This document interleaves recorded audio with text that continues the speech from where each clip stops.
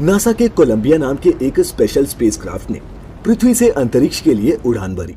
Spacecraft Colombia की ये 28वीं flight थी और इसमें 7 लोग सवार थे। 16 दिनों तक इन 7 एस्ट्रोनॉट्स ने स्पेस में कई एक्सपेरिमेंट्स किए और फिर 1 फरवरी 2003 के दिन वक्त आया इन सभी का पृथ्वी पर वापस लौटने का। सभी एस्ट्रोनॉट्स बहुत खुश थे। सब कुछ प्लान के हिसाब से चल रहा था। विमान पृथ्वी के वायुमंडल में प्रवेश करने ही वाला था कि अचानक उससे संपर्क टूट गया और एक सन्नाटा छा गया। ग्राउंड टीम ने कुछ देर बाद बताया कि कोलंबिया अंतरिक्ष में ब्लास्ट हो गया। और दोस्तों, अगर आपने इस हादसे के बारे में नहीं सुना है तो चौंक जाएंगे ये जानकर कि इन 7 एस्ट्रोनॉट्स में हमारे भारत की कल्पना चावला भी शामिल थी। दोस्तों, इस प्रोजेक्ट में गई एस्ट्रोनॉट्स की टीम और ग्राउंड पर साइंटिस्ट की टीम सब अपनी फील्ड में एक्सपर्ट्स थे। कोलंबिया का अंजाम ऐसा होगा ये किसी ने भी नहीं सोचा था। लेकिन दोस्तों, स्पेस में जाकर एक कंट्रोल्ड एनवायरनमेंट में एक्सपेरिमेंट करना एक बात है, असली और खतरनाक खेल तो अंतरिक्ष में जाने और वहां से वापस पृथ्वी पर आने का है। आज हम इस वीडियो में स्पेस में इंसान के जाने और वापस धरती पर आने के इसी जटिल विज्ञान को आसान भाषा में समझेंगे। तो दोस्तों, बने रहे मेरे साथ अगले कुछ मिनटों के लिए, क्योंकि ये अंतरिक्ष की यात्रा है, थोड़ा समय तो लेगी ही। नमस्कार और स्वागत है आप सभी का द मिस्टिका लैंड की इस खास वीडियो में। दोस्तों, वैसे तो दिवाली पर रॉकेट की पूंछ पर आग लगाकर उसे दूसरों के घरों में पहुंचाने वाला हर शख्स ये बात जानता है कि रॉकेट ही वो व्हीकल है जिसकी मदद से स्पेस में पहुंचा जाता है। इसके अलावा अंतरिक्ष से जुड़ा जो दूसरा नाम हमें सुनने में आता है वो है स्पेसक्राफ्ट। अब आप कहेंगे कि स्पेसक्राफ्ट को अंतरिक्ष में जाने के लिए बनाया जाता है, तो दोस्तों फिर रॉकेट क्या होता है, या क्या ये दोनों एक ही नहीं है? नहीं दोस्तों, यहाँ कंफ्यूज होने की कोई जरूरत नहीं है। सबसे पहले तो आप ये जान लीजिए कि रॉकेट और स्पेसक्राफ्ट दोनों अलग अलग होते हैं। चूंकि स्पेस में एस्ट्रोनॉट्स स्पेसक्राफ्ट में बैठकर ट्रेवल करते हैं, रॉकेट को आप एक टैक्सी से कंपेयर कर सकते हैं और स्पेसक्राफ्ट को एक सवारी से। अंतरिक्ष में स्पेसक्राफ्ट का ही मेन काम होता है। इसी में एस्ट्रोनॉट्स और एक्सपेरिमेंट्स के लिए जरूरी इक्विपमेंट्स रखे होते हैं। यहाँ समझने वाली बात ये है कि अंतरिक्ष में जाने के लिए रॉकेट और स्पेसक्राफ्ट दोनों जरूरी हैं, क्योंकि जिस स्पेसक्राफ्ट में अंतरिक्ष यात्री को पृथ्वी से स्पेस में भेजा जाता है उसे रॉकेट के इंजन से ही जोड़ा जाता है और वही उसे अंतरिक्ष तक पहुंचाता है। इस पूरे प्रोसेस को और बेहतर तरीके से समझने के लिए पहले हम ये जान लेते हैं कि रॉकेट काम कैसे करता है। तो दोस्तों, न्यूटन का 3rd लॉ ऑफ मोशन कहता है कि हर एक्शन का इक्वल एंड अपोजिट रिएक्शन होता है। जैसे हम जब जमीन पर बॉल उछालते हैं तब बॉल जिस स्पीड से हमने नीचे मारी होगी उतनी ही स्पीड से वो वापस उछलती है। एक rocket 3rd law of motion के इसी सिद्धांत पर काम करता है। ढेर सारे फ्यूल के कंबशन से पैदा हुए थ्रस्ट का इस्तेमाल करके ही रॉकेट जमीन से उठता है। यहाँ आप एक और चीज समझ लें कि जैसा कि आप सोचते हैं कि वो लंबा सा गोलाकार यान रॉकेट होता है, तो दोस्तों आपको बता दूं कि हकीकत में रॉकेट सिर्फ एक तरह का इंजन होता है जिसका काम अंतरिक्ष तक अपने पेलोड को पहुंचाना होता है। पेलोड में कुछ भी हो सकता है, एक सैटेलाइट, साइंटिफिक इक्विपमेंट्स, अंतरिक्ष यात्री से लेकर स्पेस प्रोब भी। हवाई जहाज की तरह ही एक रॉकेट को भी काम करने के लिए ईंधन की जरूरत होती है। जब ईंधन जलता है तब उसमें से गर्म गैसेस निकलने लगती हैं। अपनी बनावट की वजह से एक रॉकेट इंजन इन गैसेस को नीचे की तरफ छोड़ने लगता है, जिससे एक थ्रस्ट या फिर धक्का पैदा होता है और रॉकेट हवा में उठने लगता है। दोस्तों, एक रॉकेट और एरोप्लेन के इंजन में सबसे बड़ा फर्क ये है कि एरोप्लेन को अपने ईंधन को जलाने के लिए हवा में मौजूद ऑक्सीजन की जरूरत होती है। वहीं दूसरी तरफ एक रॉकेट धरती के वायुमंडल के साथ साथ अंतरिक्ष और बेहद कम दबाव वाली जगहों में भी उड़ सकता है, क्योंकि इसका इंजन ईंधन को जलाने के लिए जरूरी ऑक्सीडाइजर्स अपने साथ लेकर उड़ता है। इसके इंजन को बाहर से ऑक्सीजन लेने की जरूरत नहीं पड़ती, इसीलिए ये कहीं भी और कितनी भी ऊंचाई तक उड़ सकता है। एक रॉकेट इंजन में 2 तरह के ईंधन या फिर प्रोपेलेंट्स का इस्तेमाल किया जाता है, लिक्विड प्रोपेलेंट और सॉलिड प्रोपेलेंट। लेकिन खास तौर पर एक स्पेस शटल में लिक्विड फ्यूल का ही इस्तेमाल होता है। मेन रॉकेट इंजन के अलावा इसमें बूस्टर रॉकेट्स भी लगे होते हैं जो इसे पृथ्वी की कक्षा से बाहर निकालने में जरूरी एक्स्ट्रा पुश देते हैं। चूंकि बूस्टर रॉकेट्स का इस्तेमाल पृथ्वी की कक्षा के अंदर ही होता है, इनमें सॉलिड प्रोपेलेंट्स का ही इस्तेमाल किया जाता है। फ्यूल खत्म होने के बाद ये मेन रॉकेट इंजन से अपने आप अलग हो जाते हैं और बाकी का रॉकेट अपनी आगे की जर्नी पर निकल जाता है। तो दोस्तों, अब मैं ये समझूंगा कि आप सब रॉकेट क्या होता है, कैसे काम करता है, ये समझ गए होंगे। अब बढ़ते हैं स्पेसक्राफ्ट की तरफ। दोस्तों स्पेसक्राफ्ट एक हवाई जहाज की तरह ही होता है, जिसके अंदर अंतरिक्ष यात्रियों के रहने, खाने पीने और सोने जैसी तमाम जरूरतों के हिसाब से सारी फैसिलिटीज मौजूद होती हैं।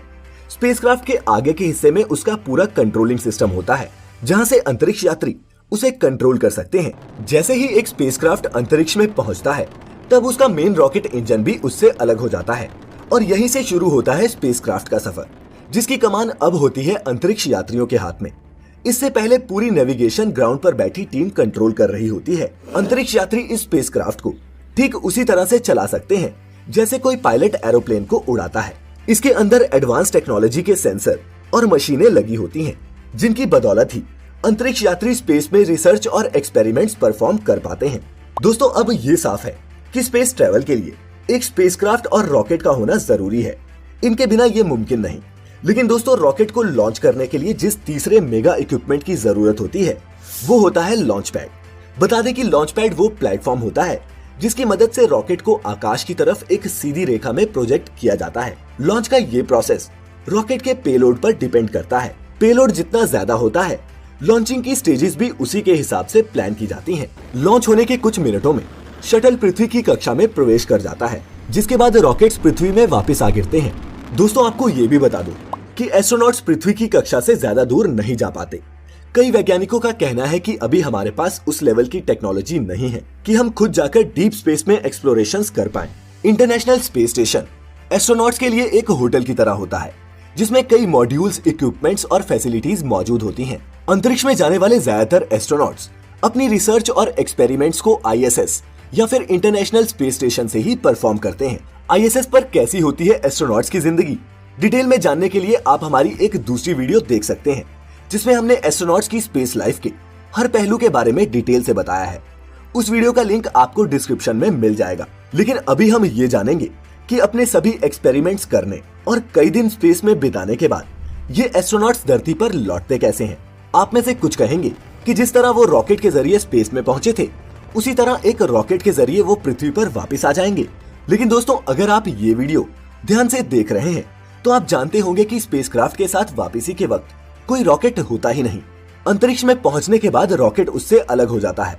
तो दोस्तों इस सवाल का जवाब है स्पेसक्राफ्ट। लेकिन ये प्रोसेस भी काफी खतरनाक होता है, क्योंकि वो लगभग 17,500 मील प्रति घंटे की रफ्तार से पृथ्वी की तरफ ट्रेवल कर रहे होते हैं। री एंट्री के लिए स्पेसक्राफ्ट पृथ्वी की कक्षा के चारों ओर चक्कर लगाते हुए धीरे धीरे पृथ्वी के वातावरण में प्रवेश करता है।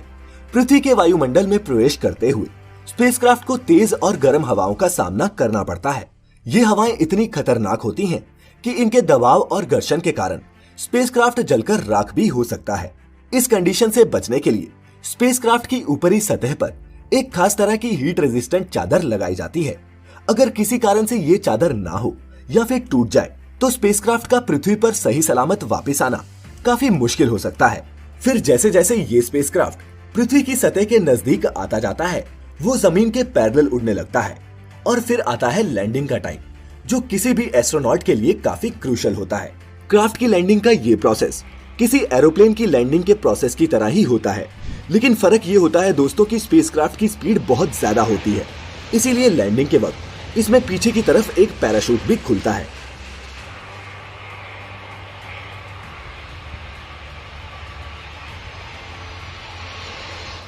और दोस्तों इसी तरह पृथ्वी पर अंतरिक्ष यात्री वापस सही सलामत पहुंचते हैं। स्पेसक्राफ्ट की लैंडिंग भी एयरपोर्ट रनवे पर ही कराई जाती है और इस दौरान एरोप्लेन की तरह ही स्पेसक्राफ्ट के पहिए भी खुल जाते हैं। हालांकि मरकरी, जेमिनी, अपोलो और सुयोज जैसे कुछ स्पेसक्राफ्ट्स की लैंडिंग समुद्र में भी कराई गई थी, जिसे स्प्लैश डाउन कहा जाता है। लेकिन ये प्रोसेस अब कम ही इस्तेमाल किया जाता है, क्योंकि इसमें स्पेसक्राफ्ट के डूबने का खतरा बना रहता है, जो अंतरिक्ष यात्रियों के लिए घातक साबित हो सकता है। और दोस्तों अगर आपने कभी ध्यान दिया हो तो स्पेस से आने वाली हर तस्वीर में अंतरिक्ष यात्री सफेद रंग के स्पेस सूट में ही दिखाई देते हैं। लेकिन दोस्तों जब एस्ट्रोनॉट स्पेस के लिए रवाना होते हैं या फिर वापस पृथ्वी पर आते हैं, तब उन्होंने ऑरेंज कलर का स्पेस सूट पहना होता है। ऑरेंज स्पेस सूट को एडवांस्ड क्रू एस्केप सूट कहते हैं, जबकि सफेद स्पेस सूट को एक्स्ट्रा वेहिकुलर एक्टिविटी सूट कहते हैं। इनके पीछे भी एक खास कारण है। दरअसल ये दोनों ही स्पेस सूट अंतरिक्ष यात्रियों की सेफ्टी को ध्यान में रखते हुए डिजाइन किए जाते हैं।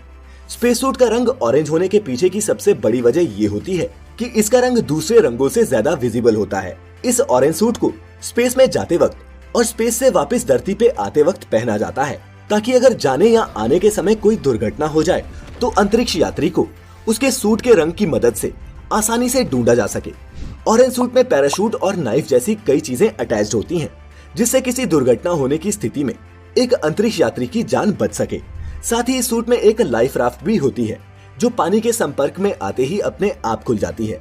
वहीं बात करें सफेद स्पेस सूट की, तो अंतरिक्ष यात्री स्पेस में इसे इसलिए पहनते हैं ताकि वो अंतरिक्ष के घने अंधेरे में दूर से ही दिख जाए। सफेद सूट काफी एडवांस टेक्नोलॉजी से बनाए जाते हैं।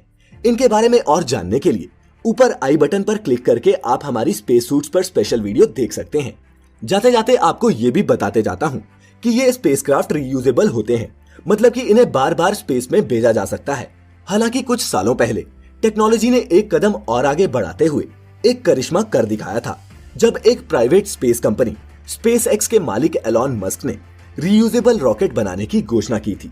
इसी कंपनी का एक पार्शियली रीयूजेबल रॉकेट फाल्कन 9 इतना सक्सेसफुल हुआ कि इसे देखते हुए इसरो ने भी इसी तरह के फुली रीयूजेबल रॉकेट्स बनाने की तैयारी कर ली है।